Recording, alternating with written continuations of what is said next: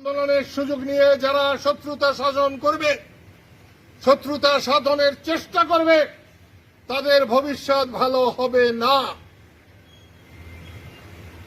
আমি বারণ করছি এবং সরকারকে আমি বলছি, তারা যেন সচেষ্ট হন, তারা যেন মানুষকে শান্তি দিতে পারেন, তারা যেন মানুষের মালিক না হয়ে মানুষের সেবক হওয়ার চেষ্টা করেন। সংখ্যালঘু আর সংখ্যাগুরু বলে আমার কাছে কিছু নাই। আমি মনে করি দেশের সবাই আমরা মানুষ। হিন্দু সম্প্রদায়ের প্রতি কোন রকমের বৈষম্য করা হলে, তাদেরকে হুমকি দেওয়া হলে, তাদের জীবন যদি কোন রকম হুমকির সম্মুখীন হয়, তাহলে তার পরিণতি ভালো হবে না।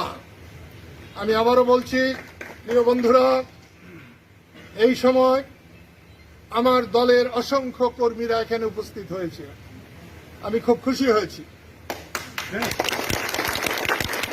আমার বড় ভাই লতিফ সিদ্দিকী বলেছেন তিনি আর রাজনীতি করবেন না। আমি তোমাদেরকে বলছি, আমার শেষ শ্বাস যেন রাজনীতি করতে করতে করতে আমার যেন শেষ শ্বাস বেরিয়ে যায়।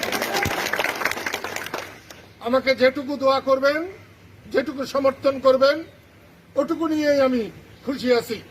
আমি দেশের মানুষের পাশে থাকতে চাই, পাশে থেকে আমি মরতে চাই। 1975-এ বড় বড় আওয়ামী লীগের নেতারা তারা ইঁদুরের গর্তে লুকিয়েছিল।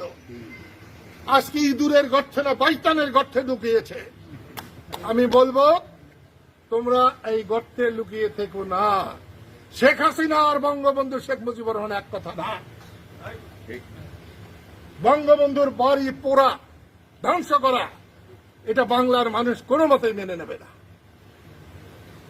বঙ্গবন্ধু আর স্বাধীনতা এক জিনিস, বঙ্গবন্ধু আর বাংলাদেশ এক জিনিস, বঙ্গবন্ধু আর মুক্তিযুদ্ধ এক জিনিস। বঙ্গবন্ধুকে অপমান করা হলে মুক্তিযুদ্ধকে অপমান করা হয়, বঙ্গবন্ধুকে অপমান করা হলে বাংলাদেশকে অস্বীকার করা হয়। পরশুদিন আমি প্রেসিডেন্টকে বলেছিলাম, বঙ্গবন্ধুর ছবি যেখানে শপথ হলো তার পিছনে বঙ্গবন্ধুর ছবি টাঙানো আছে। আমি তাকে বলেছি, আপনাকে ধন্যবাদ এই ছবিটার জন্য। উনি আমাকে বলেছেন আমি মরে যেতে পারি, আমি এই ছবি নামাতে দেব না। আমি সাথে সাথে বলেছি, আপনার প্রতি আমার কোনো ভালোবাসা ছিল না, কোনো শ্রদ্ধা ছিল না। এই এক কথার জন্য আমি যতদিন বেঁচে থাকবো আপনাকে আমি সম্মান করে যাব।